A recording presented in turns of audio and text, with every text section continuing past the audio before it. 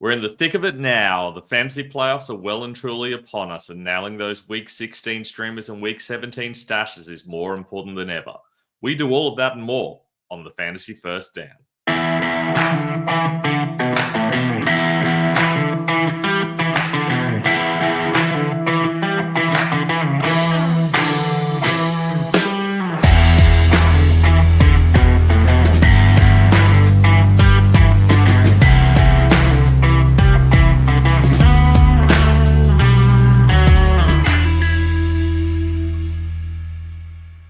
I'm Ben Wasley. Welcome to the Fantasy First Down. And it is week 16 and the fantasy semi-finals. I hope you're still in. I hope you're enjoying the season so far. We're going to talk some streamers for this week and some stashes for the fantasy playoff finals, assuming we get ourselves there. And hopefully you all do. If you haven't already, it would be great if you could like and subscribe on YouTube. I'll be coming out in a couple of days with our starts and sits video for this week. And of course, I also have the waiver wire videos on Tuesdays.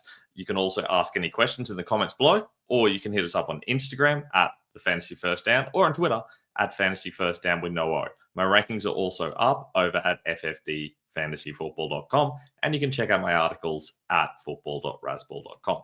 But let's get into the streamers and stashes for this week. And my favorite streamers for this week, well, Bo Nix has struggled a little bit over his last two games with 5 interceptions, but he is still the QB9 on the season. This week, he takes on a Chargers team that's been fantastic against the run. The Broncos will need to go to the air early if they're going to have any success, and that often means a high upside game for the Broncos rookie. So he is my favorite streaming option for this week. Plus, he also has a really good option matchup for next week, meaning you can hold on to him for the full fantasy playoffs.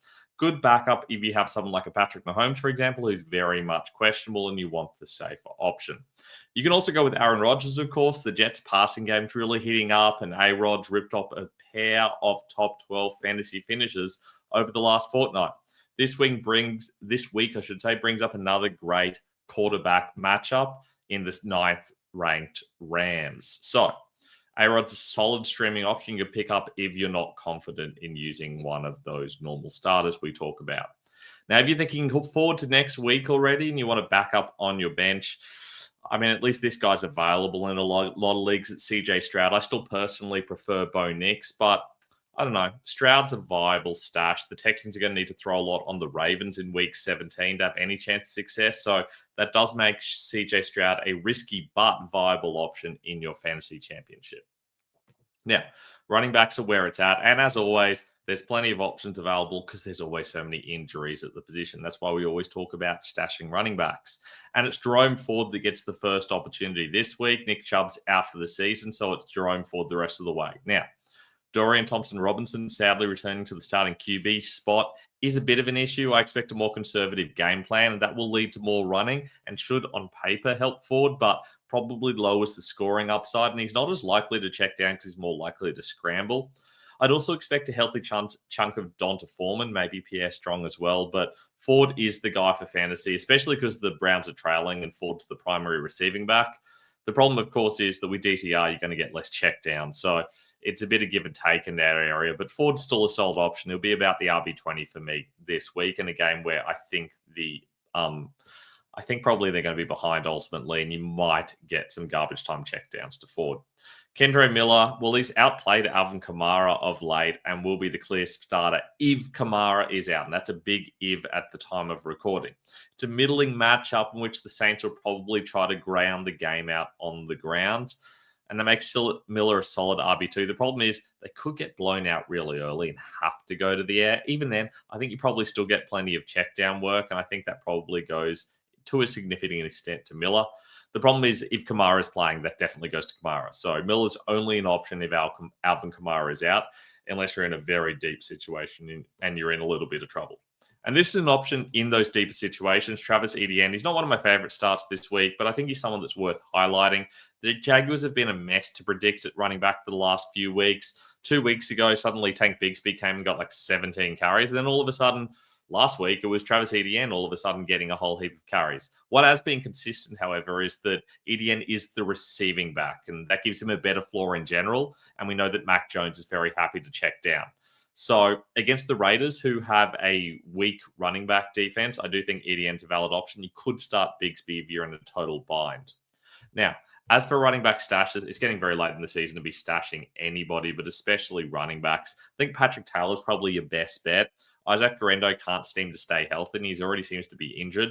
He's now dealing with a hamstring injury. I think he's probably the most likely to unexpectedly miss week 17. Obviously, there's guys that are already definitely injured, but of the guys that it look like they'll probably play, I could imagine a situation where Garendo goes down again. It just seems to be the way with 49ers running backs at the moment. So I'm rostering Patrick Taylor just in case that happens either before this weekend or after this weekend.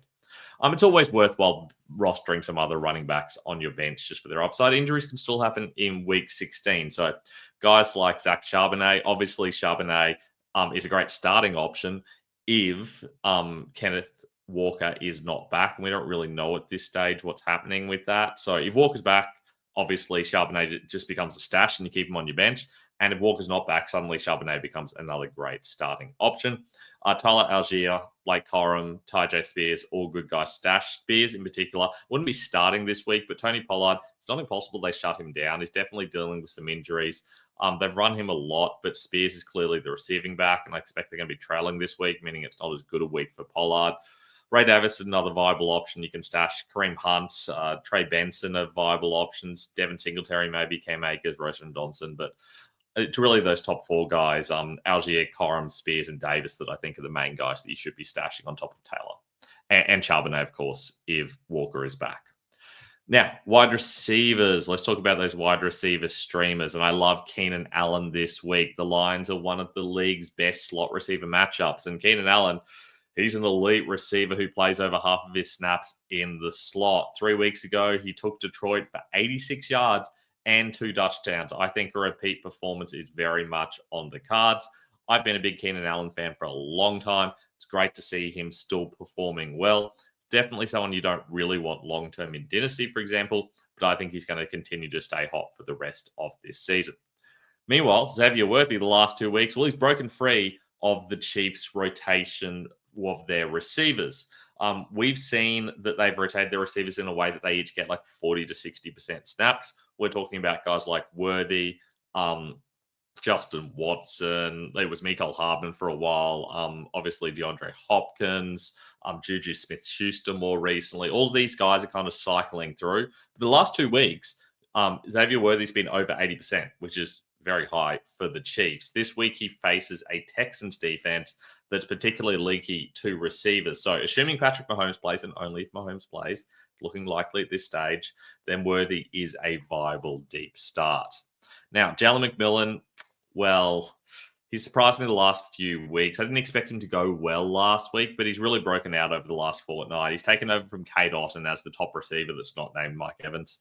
Bobby LaMarca was talking this morning for me, last night for you guys on the streamers and streamer show on the Razzball channel that potentially we're going to see a situation where Mike Evans gets a lot of targets because he's going for that 1,000-yard thing. He's had a whole heap of 1,000-yard seasons in a row, and he gets extra monetary bonuses for going over 1,000 yards as well. So there's a theory that they're going to force feed Evans targets. But even if that happens, McMillan's going to benefit from wide open spaces and the high scoring offense that's going on at the Bucs at the moment. So he's 134 yards and 3 touchdowns across the last 2 weeks. It's not hard to imagine another big game. He's risky, but against the Cowboys, it's set up well for him. He's a strong low-end streamer for me. Now, as for stashes, I mean, Romeo Dobbs, bit lucky last week, I think. I certainly don't love him this week, but next week in week 17, the Packers get the best wide receiver matchup in football. They face the Vikings in a dome game. Packers receivers are really hard to trust at home in winter, like this week. But it should be a free-flowing game next week. So I think Dobbs has plenty of upside for your fantasy finale. Don't love him this week. We still haven't seen him return to full snaps. We don't really know what's happening with that Watson-Wick situation. Are they just going to be isolated to the X role? Are they going to keep taking over snaps from the Z role? So I need to see one more week of his usage before I feel confident about starting him.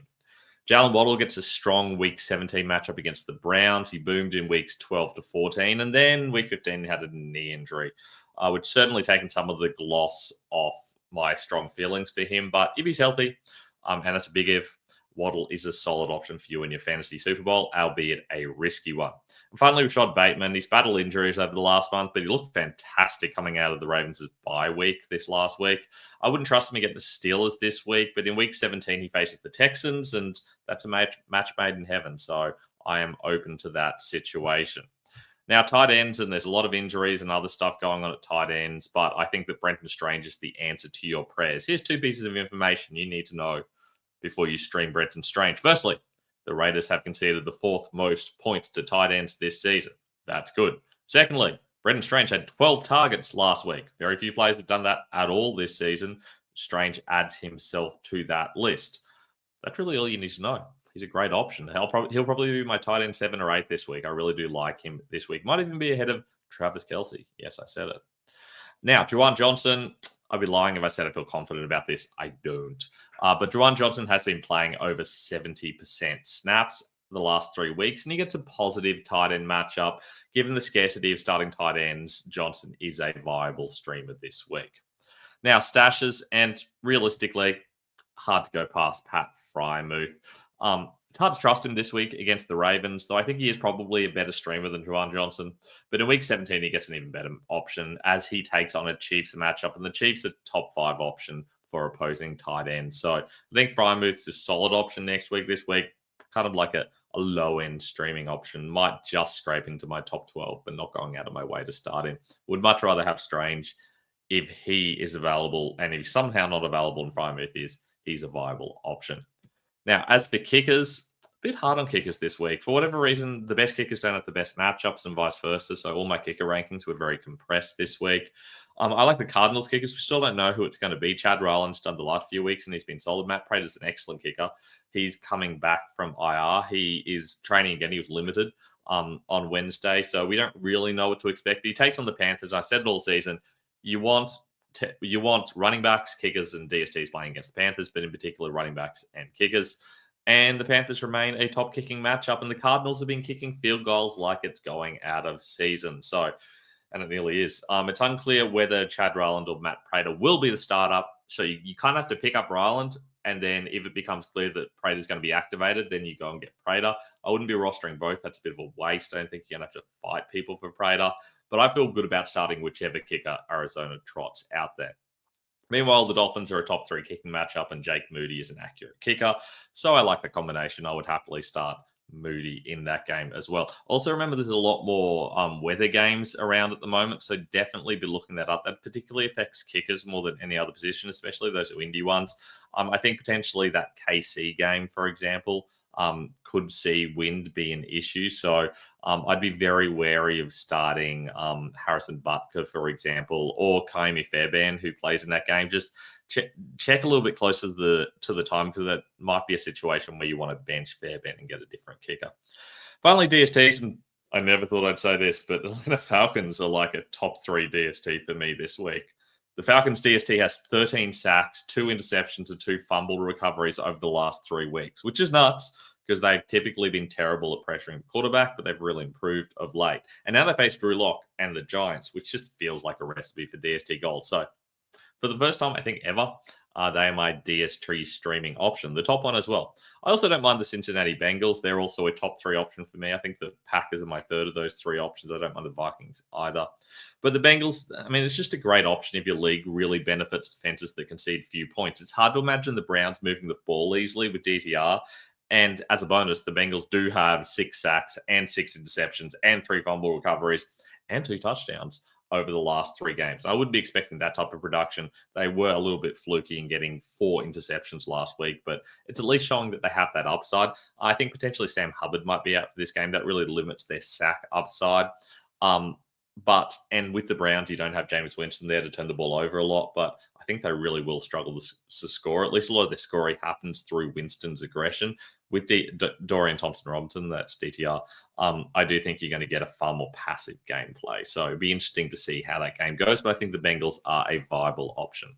And that's all we've got for week 16. Good luck with your fantasy semifinals in the penultimate week of the fantasy season. If you've got questions, comment below, or message me on Instagram at the Fantasy First Down if you want an answer faster, or on Twitter at fantasy first down with no O. My rankings are at ffdfantasyfootball.com, and you can check out my articles over at football.rasball.com. And finally, it'd be great if you could like and subscribe and come back for our Saturday Start Sit show as well. I look forward to chatting to you guys then.